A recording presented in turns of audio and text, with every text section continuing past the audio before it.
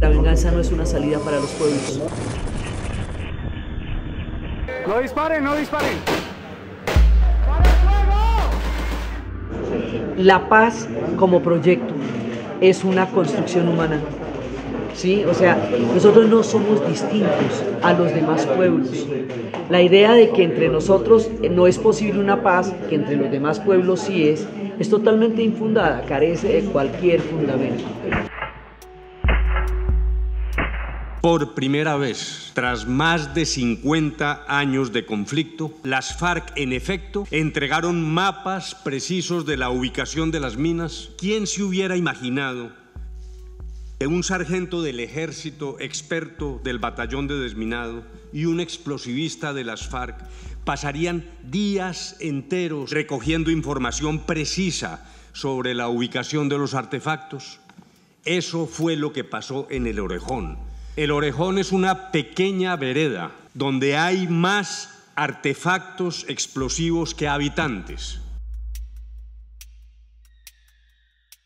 Es un gran honor tener entre nosotros a Ralph Mayer. Él, en el momento del proceso del apartheid, o sea, deciden Nelson Mandela y de Klerk, deciden desbaratar el apartheid, pero las personas que hicieron la negociación fina, los que se sentaron así con toda la operatividad a desbaratar un régimen de esos y dar la posibilidad de la nueva nación del arco iris, fueron Ralph Mayer y Ramaphosa, hoy vicepresidente de Sudáfrica. Estamos hablando de 48 años de un régimen de segregación de los más espantosos que hemos vivido en la era moderna, y estamos hablando de cómo a través de la esperanza y de una voluntad de paz se logró crear un país nuevo y diferente que es Sudáfrica, y estamos hablando con una de las personas que ayudó a crear el milagro del arco iris. Queríamos empezar por la figura de Nelson Mandela. Después de la liberación de Nelson Mandela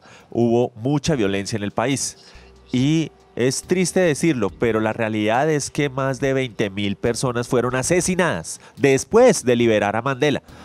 Y entonces, ¿por qué estamos negociando? Y la respuesta que siempre dábamos era: mejor hablamos, mejor traemos la paz tan pronto como sea posible, porque eso es lo que puede parar esa violencia que se está dando. Una de las importantes lecciones de la paz surafricana es que tenemos que tener confianza. No podemos seguir siendo enemigos. Comenzamos así, pero después del proceso de hablar, dialogar, desarrollamos respeto, comprensión, confianza.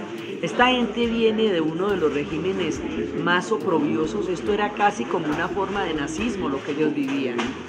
Es que era, mejor dicho, no solamente la brutalidad era legal, sino que a los blancos se les castigaba por no ser racistas. Estamos hablando de situaciones verdaderamente extremas, infinitamente más complejas que la nuestra, a pesar de que el nuestro es una situación compleja. Uno sí se puede inventar otra película a pesar de no haberla vivido antes, y ellos lo hicieron. Entonces, cuando vienen y nos dicen: mire, nosotros hicimos esto, atravesamos, digamos, manejamos el tema de la verdad de esta manera, manejamos el tema del conflicto de esta manera, manejamos el tema de la negociación de esta manera, nos están dando claves de su propia experiencia. El proceso de Irlanda es un proceso que tiene mucho que enseñarnos a nosotros también. Todos los que se sentaron en la negociación tenían las manos untadas de sangre. Era gente que estaba metida en los diferentes grupos armados que se encontraron en un conflicto que además involucraba un imperio. Era un conflicto de 500 años de guerra. 500 años es más que 50, sume y verá. Entonces, el conflicto más antiguo del planeta, porque eso databa de la época de la Reforma y de Enrique VIII. Los irlandeses deciden sentarse a negociar entre humanos, o sea, y se ponen de acuerdo. Ahí empiezan a pasar cosas muy importantes. Las madres dejan de querer tener vengadores para querer tener nietos.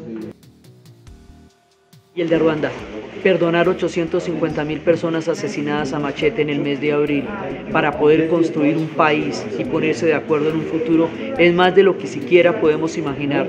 Ruanda, 20 años después del genocidio, es un país viable porque construyó un nuevo proyecto de nación.